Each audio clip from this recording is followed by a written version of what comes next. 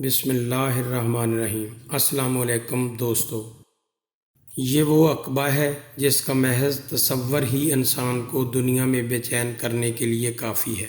حضرت امیر المومنین علیہ السلام نے فرمایا، اے اللہ کے بندو، موت کے بعد قبر میں جو کچھ اس شخص کے ساتھ ہوگا جس کے گناہ معاف نہ ہوں گے وہ موت سے زیادہ سخت ہے۔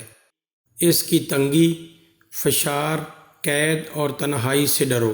بے شک قبر ہر روز کہتی ہے میں تنہائی کا گھر ہوں، ہولناک گھر ہوں، میں کیڑوں کا گھر ہوں، اور قبر یا تو جنت کے باغات میں سے ایک باغ ہے یا آگ کے گڑھوں میں سے گڑھا۔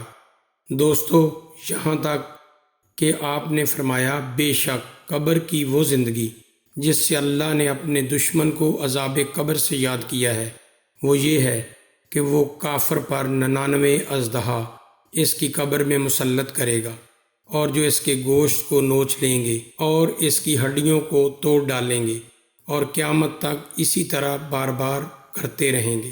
اگر ان میں سے ایک اژدہا زمین کی طرف سانس لے ڈالے تو زمین پر کوئی سبزہ نہ اگے گا۔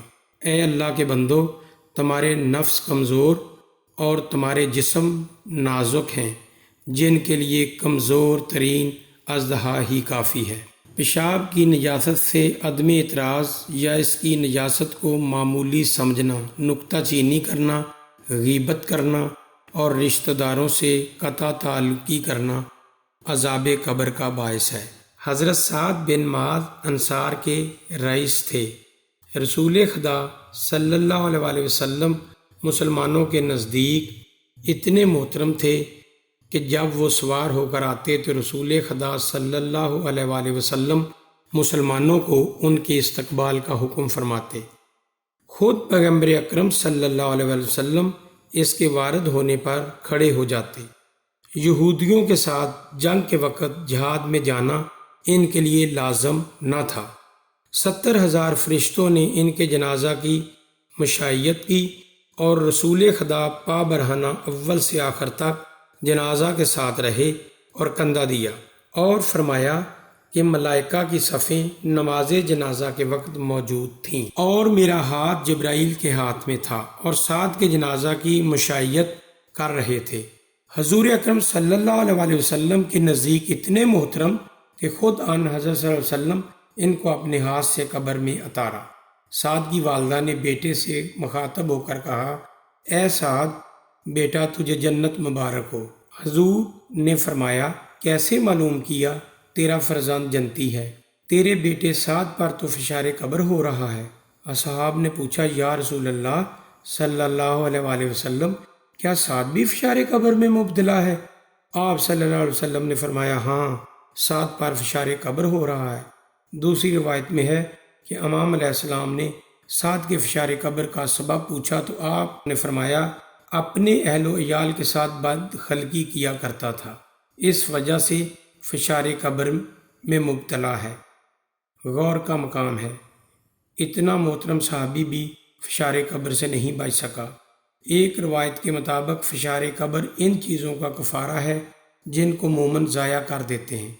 حضرت امام جعفر صادق علیہ السلام سے روایت ہے، ایک عالم کو قبر میں کہا گیا، ہم تجھے بطور عذاب خداوندی 100 تازیانے ماریں گے۔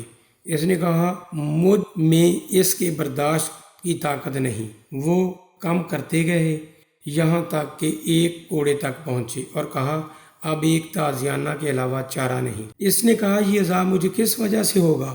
فرشتوں نے کہا، اس کی وجہ یہ ہے کہ تو نے ایک روز بغیر وضو کے نماز پڑھی تھی اور ایک بوڑھے آدمی کے پاس سے گزرا مگر اس کی امداد نہ کی، پس اسے عذاب خدا کا ایک تازیانہ مارا گیا اور اس کی قبر آگ سے پر ہو گئی۔ آن حضرت صلی اللہ علیہ وسلم سے روایت ہے، جب کوئی مومن باوجود قدرت کے اپنے مومن بھائی کی حاجت پوری نہیں کرتا تو حق تعالیٰ اس کی قبر میں اس پر ایک بہت بڑا اژدہا مسلط کرے گا جس کا نام شجاع ہے، جو کہ ہمیشہ اس کی انگلیوں کو کاٹتا رہے گا۔